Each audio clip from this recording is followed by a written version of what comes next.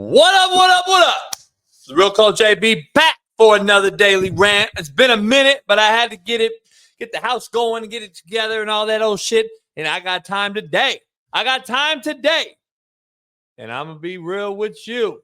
You see what it says behind me? This is real football. Deion Sanders prime. You got to get ready for it. You better get fucking ready for it. Because everybody I know that plays against you, my man, piss standing up as well. We piss standing up. And nobody I know going to lay fucking down for no man. Ain't no bitch in our blood. As I said a long, long time ago. Ain't no bitch in my blood. Jay Norvell said the same thing. Dan Lanning, good friend of mine, said the same thing. And no offense to Prime. I love Prime. I love what he's doing. But just understand, start none won't be none. Ain't nobody laying down for nobody in this fucking day and age. I'm just telling you, we got players to buy into our programs just like you do.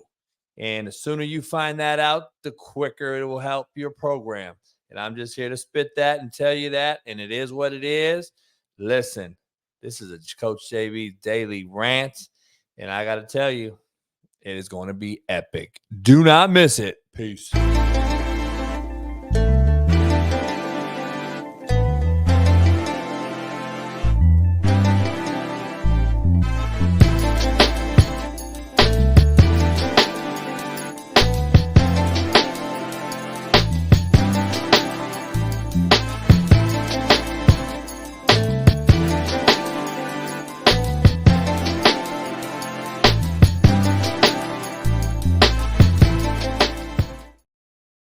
It's another daily rant, man, brought to you by Prize Picks. Head on over there. Use the promo code CoachJB.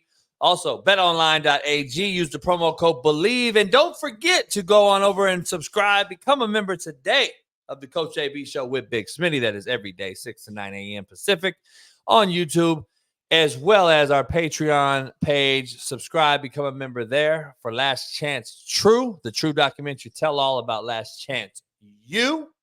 That you will not want to miss. Go check it out. Plus all kind of different football stuff we put on. Plus Last Chance Q on Sundays with Sean Salisbury and Jeff Nadu as we pick our pregame NFL slate every single Sunday, 8 a.m. Pacific, 11 a.m. Eastern. Every Sunday right here live on the Coach JB Show Network. All right, so let's dive into brass tacks here. All right. Coach Primes turned Colorado around seemingly overnight. According to a lot of people, I've been telling you many, many times, you can do it overnight. You can build Rome in a day. And I've talked to Prime specifically about this, and we're on the same page. And I love what he's doing because he has buy-in. Okay.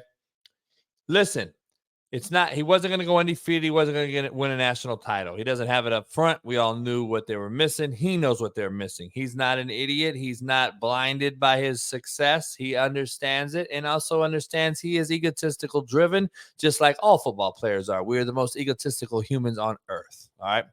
I say earth with ERF because that's what it is. Like, this is the best show on earth. He also understands we are the most egotistical creatures on planet Earth. Having said that, you now have to understand that they are coming. They're coming. Prime, y'all said we here.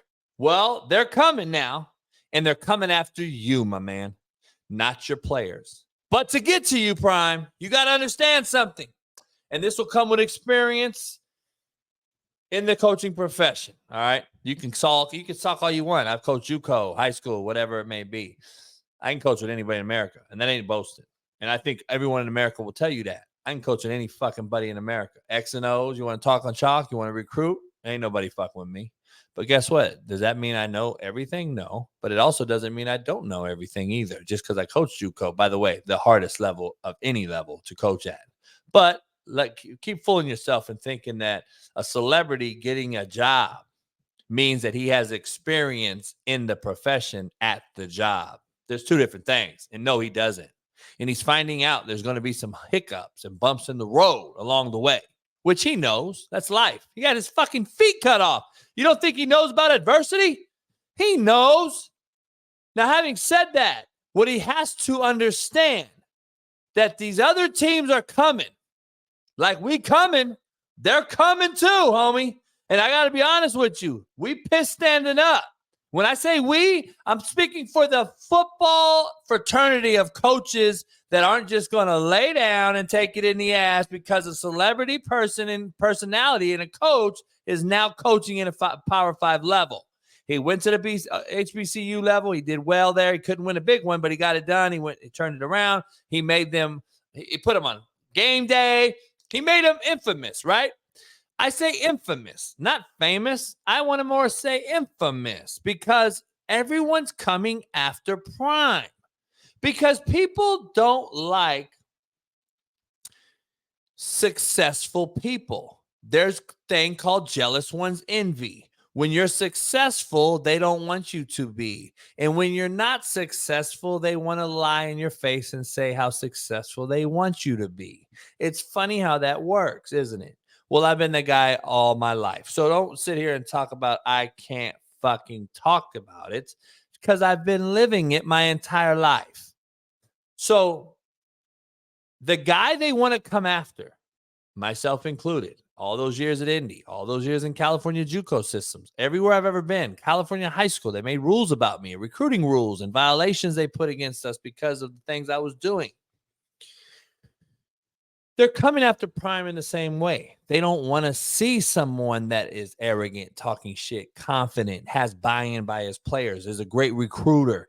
And they don't want to see that shit. You know why? Because it makes other people work harder. We don't want to work hard in America anymore. We want shit handed to us. We're a soft generation that wants everything given to us. And when someone makes you work for it, you despise it. You talk shit about it. You downplay it. You hate on it. You throw salt in the wound. So when Prime lost to Oregon in definitive fashion, everyone now who has been waiting for him to lose is now on his nuts, on his throat, at his throat, talking shit. And then you have the other side defending Prime, saying everybody out there is racist.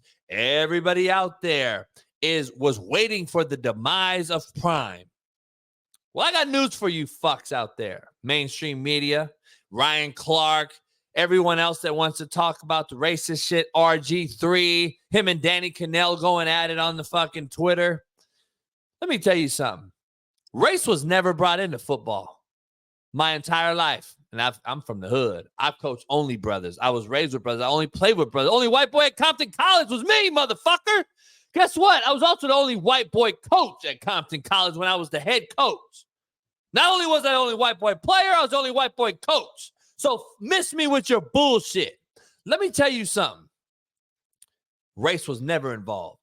There was never a racially motivated conversation within those fucking lines in a football locker room. The most intimate setting in fucking professional or any sport or any life, business, situation. Football locker room is the most intimate setting on planet Earth. Period.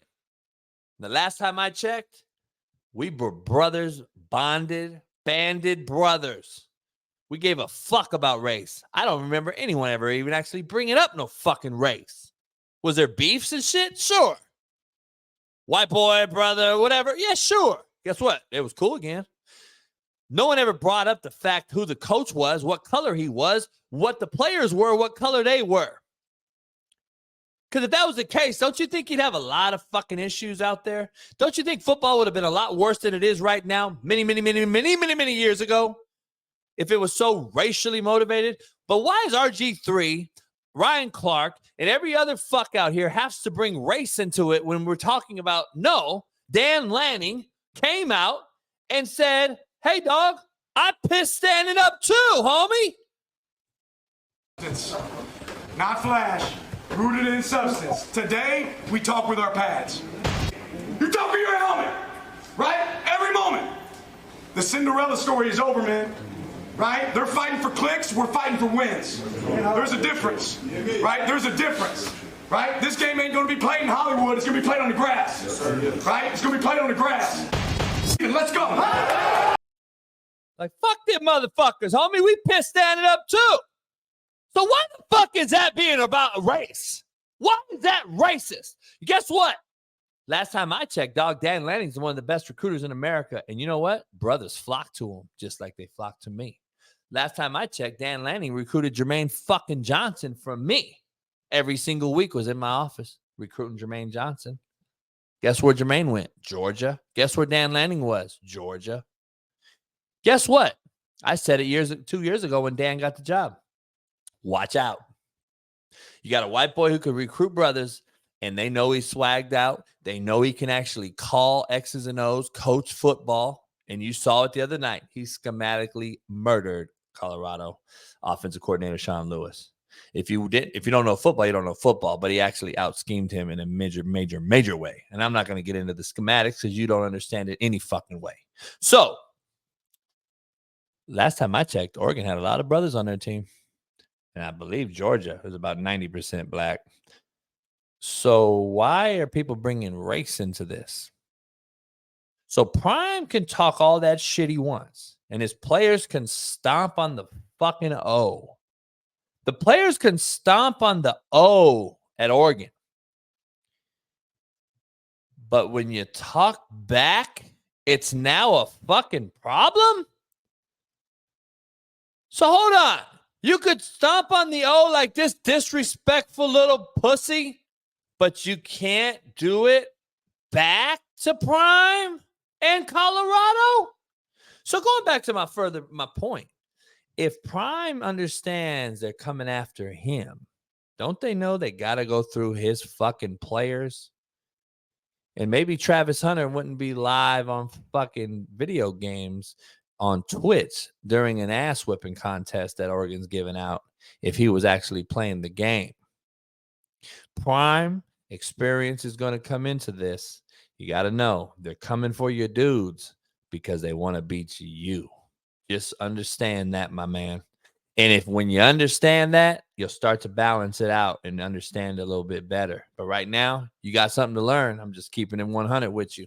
I'll tell you this much. If my players ever stomped on an opponent's middle of the field or disrespected their locker room, place of business, or visiting opponent, I would have cut him in a New York minute. You say you're a disciplinarian, my man. I don't see it. We can say a lot, but it's all about what we see. You fucking coach it or you fucking allow it. And this type of shit right here is clearly being sorry, but not sorry. If you ever think you would have saw one of my cats do that shit right there, you're sadly fucking mistaken. There's a big goddamn difference between the optic lens on looking up cute and talking and actually doing and actually getting results. You got some shitbirds over there that are doing whatever the fuck they want to do. And I don't know if I see you disciplining them like you say you are. I think you have it in you. I want to see you do it. But right now, I see a lot of talk. I don't see a lot of bite. You started off 3-0. Couldn't have been a more perfect record, okay? Opponent record. TCU's 3-1 after you beat them. Congratulations. I called you to beat them. I said Colorado was going to win the game. Did I not? On my very own show months ago. Number 2, you beat a very bad football team in Nebraska. Number 3, you beat a very bad Colorado State in overtime. You should have probably lost the game. So we already knew Colorado was missing pieces. So did you, Prime. But let me tell you something. If you started off with Oregon, USC, and Washington, there would be no story, no Cinderella. Your team probably wouldn't win a game either this year, even though you've improved the roster tremendously. You could not have asked for a better schedule to start off with. So it is working for you. Now you have to take the next step.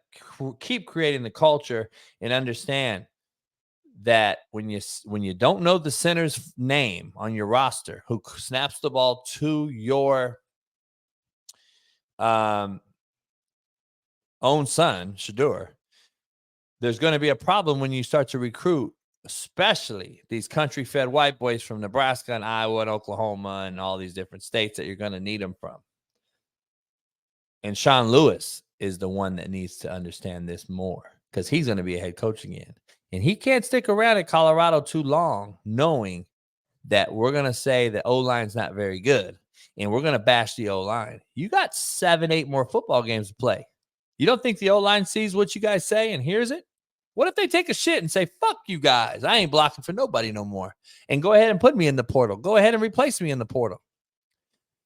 This thing could get real bad for Colorado if they're not careful, or it can extend them to the next level next year.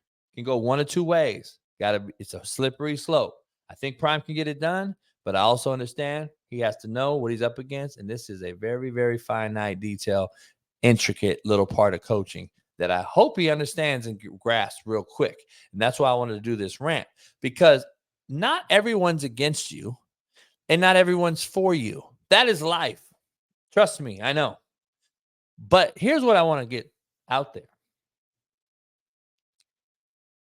We're covering Prime in Colorado more than any coach has ever been covered, more than Nick Saban, more than Pete Carroll, who's won national titles. I needed to be consistent, and I'm tired of just fucking catering to the woke and the left and ESPN and everybody coming out making it about fucking race and all this shit. Well, why the fuck I don't hear about Willie Fritz at Tulane, what he did? He's the second all-time winningest coach at Tulane, the hardest institution academically to get a football player that's any good at all into. I don't hear about that motherfucker ever. I don't hear about him on ESPN. Why not? Why not? I don't hear him on ESPN. I don't hear you talk about how good of a job he's done. You know how bad Tulane was? Except for the exception of Tommy Bowden, who has the highest winning percentage ever, but he only coached 22 games. I think he went 18-4. Willie has the second highest percentage ever. He's been there 7 years now. Beat SC in a bowl game last year, went 10-2.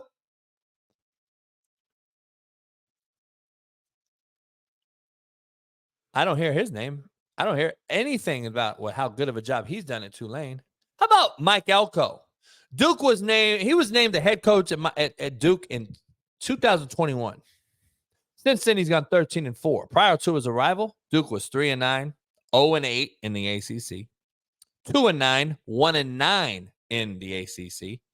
And just so you get a little clarity, if you all think that Colorado was the only fucking bad football program in America, contrary to your belief, Ted Roof, that was at Duke as the head coach before Coach Cutcliffe, went 2-9, 1-10, 0-12, 1-11. That's what Mike Elko's inherited. And the later years of Cutcliffe only had one good season. To be honest, Cutcliffe had one real good season. Other than that, he was real mediocre and mid, as y'all say.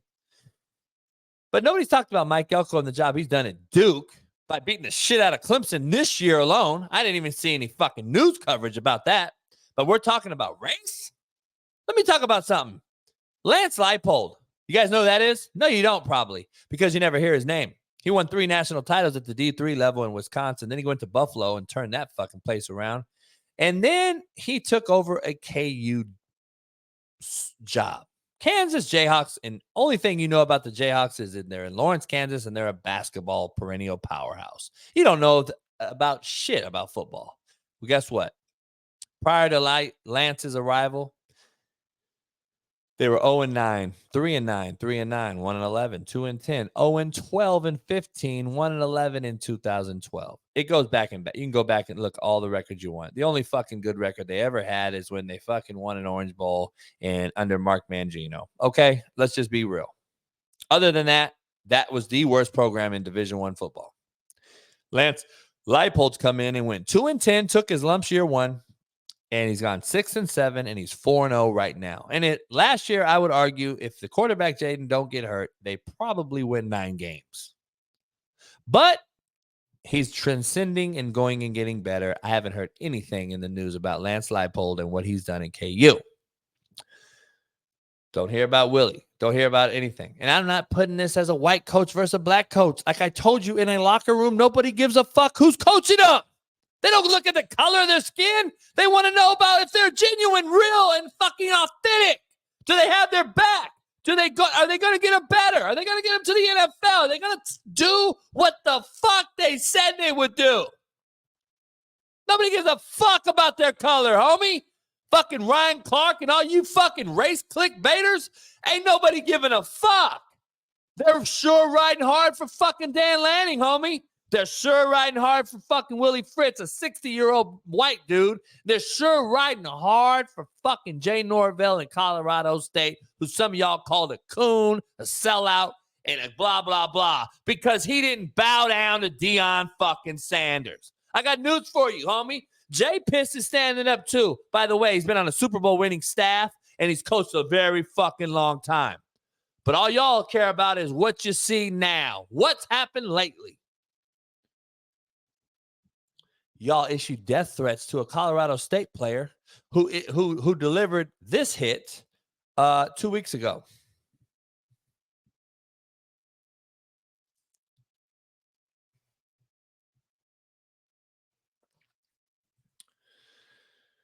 Death threats because you're so enamored with Deion Sanders, and guess what? You only talk about Prime. You don't talk about their players. You don't talk about Travis Hunter playing Twitch video games during their ass-whipping contest against Oregon the other day. You only talk about Prime and why Prime is this and Prime is that. I told you, Prime, they're coming after you, not your players, but to get to you, they got to go through Travis Hunter, don't they? That's where you got to walk the slippery slope. I'm just trying to keep it real with you. They're going through Travis Hunter to get to you. They're going through Shedeur Sanders to get to you.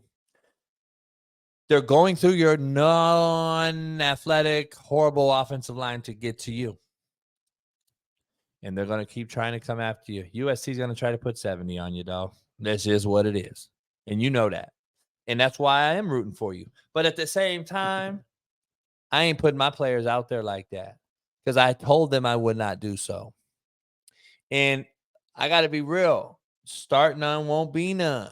If you don't start none, there won't be none. When you say I take it personal, then goddamn it, so did Jay Norvell. We pissed standing up too. We took it personal. And when you say you take it personal, then you better be ready to get personal. That's a fucking bar. I need to drop that shit on a t-shirt. If you want to get personal, then you better be ready to get personal. Period. Why is that so hard to understand? It's football. It's a fucking gladiator sport. Let's fucking go. I'm tired of the fucking bowing down to some motherfucking body. I don't care if it's Deion Sanders or fucking whoever it is all across America in whatever it may be, whatever genre, sport, CEO, business, car salesman. Fuck bowing down. I'm coming to get mine. If we had more like it, we'd be better off. It'd be a lot better football. Colorado State-Colorado game was much better football than the Oregon-Colorado game, I'll tell you that. Much better than the fucking USC-Arizona State game. Much better than any other college football game I've seen all year. Why? Animosity was high. Shit-talking was large. Jay Norvell was like, fuck you, Prime. I'm pissed standing up too, and it's hot. Why is that so fucking hard to comprehend, Ryan Clark and all you fucks? You motherfuckers all want this fucking thing to go one way. Nah, homie, we got some different shit to say. It don't work that way. We don't just bend over and take it in the ass, homie, because you said so. Motherfucker, please. You're lucky I ain't coaching, dog. Real shit. You talk about buy-in, you want to see fuckers run through a wall? Motherfucker, let me coach again. You ain't seen shit. And then I posted that video on Twitter, got 5 million views, went viral, and 1 million fucking comments. And it's all about race. I see why I know what you saying, JB. I know why you saying it. Shut the fuck up. But every brother I've ever coached or know came saying, you better miss JB with that race shit. You guys are fucking reaching. It never will happen. It'll never reach. It'll never go nowhere. Motherfuckers know me, for real. The real ones know. But then I posted this. Okay. I posted this video. I posted a video. Third play of the game. Bradford, their quarterback, pumps to our sideline. See the ball in the air. I'm like, oh, I gotta go get that. But then I look and I see the receiver. I could have easily went for the ball, but I didn't want the ball. I wanted him. I wanted to strike fear into their team. Fear. The actual hit was so loud. Like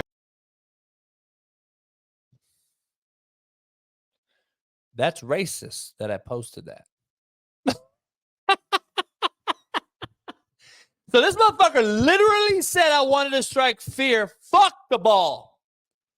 And motherfuckers with Homer, Deion Prime, Sanders glasses on, the benders themselves probably bought them, called me racist and just said, fuck, we don't hear what you're saying.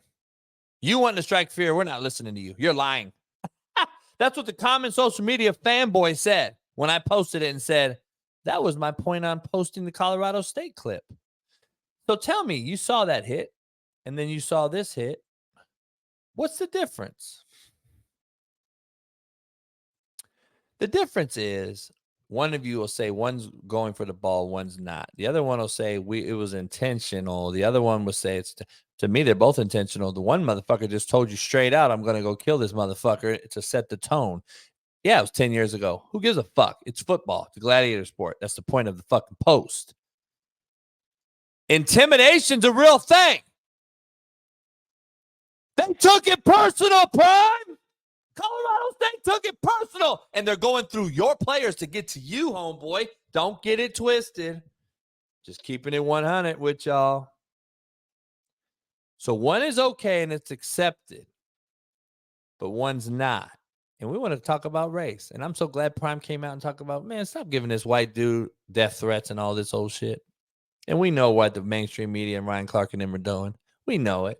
But why don't you bring up that? T.O. talking about that kid, the white kid at Colorado State should be kicked out of the fucking team. Should this motherfucker from Florida be kicked out too? Should he have been kicked out? See, that's my point. See, you motherfuckers pick and choose when y'all want to talk about race and shit. Motherfucker, T.O., football was never about race in any locker room you've ever been in. Shut the fuck up. I'm so fucking over you motherfuckers talking about race in a football locker room. I ain't never seen it. I don't know anybody else ever seen it. Eric Weddle ain't never seen it. Urlacher ain't never seen it. Motherfucker, yeah. Are there racists playing football? Sure there are. Both fucking ways. But does it come into the locker room where motherfuckers can't bond and play together? I ain't never seen it. I don't know anybody that's ever seen it. So I don't think anyone gives a fuck about what color they're playing, what coach they're playing for. It's the media and all you fucks out here that never played, never been in the locker room, that want to bring up this bullshit. It's all you fucks out there, which shocks me because Ryan Clark was a hell of a player and played for the Steelers and played in this game and understands it. But he's only pro Deion because why, homie? Let's keep it 100. Why you don't defend Jay Norville, homie? Hey, Ryan Clark, why didn't you come out and say, hell yeah, another brother's ripping at you. Hell yeah, Jay Norville, get that shit. You a black coach too. Represent. Oh, no, he's a coon and a sellout. Why? Because he called out Prime and said, fuck that. I take it personal. So Dan Lanning's a racist now because he told his black players, fuck clicks. Let's go put these pads on his motherfucker's chest. Man, miss me with your bullshit, homie. This is the realest fucking cat on the internet, on planet Earth, right here. Me, motherfucker. And none of you motherfuckers want to holler at me. That's real shit. And the problem is, y'all fucking hiding behind your platform. You won't say shit in public. Not to me, you won't. But what do I know? Get your shit together. It's going to get worse before it gets better, Prime. Just keeping it 100. Taking my 22 years of coaching. Take it with a grain of salt. If you don't want to, just don't have to. But let's just keep it real. Let's keep it real across the board. Call a square and a circle. Fuck color. We coaching 85% brothers anyway. No matter what color of skin we got as a coach, we're coaching young inner city folks every single day. Don't get it twisted. So I just hope coaches do right by them and continue to get better. And listen, understand, experience thing is real. A degree means shit. It's hands-on, fucking tangible, fucking hands life-on experiences that make this thing go. Not a degree, not a celebrity, not me because I'm saying to do so because I'm Deion Sanders or I'm Dan Lanning. No, it's experience-based life we live. Degree means diddly shit. You can wipe your ass with that piece of paper. It's another daily rant. Pound that like, subscribe. We will see you tomorrow morning on the Coach AB Show with Big Smitty. I appreciate you guys. Peace.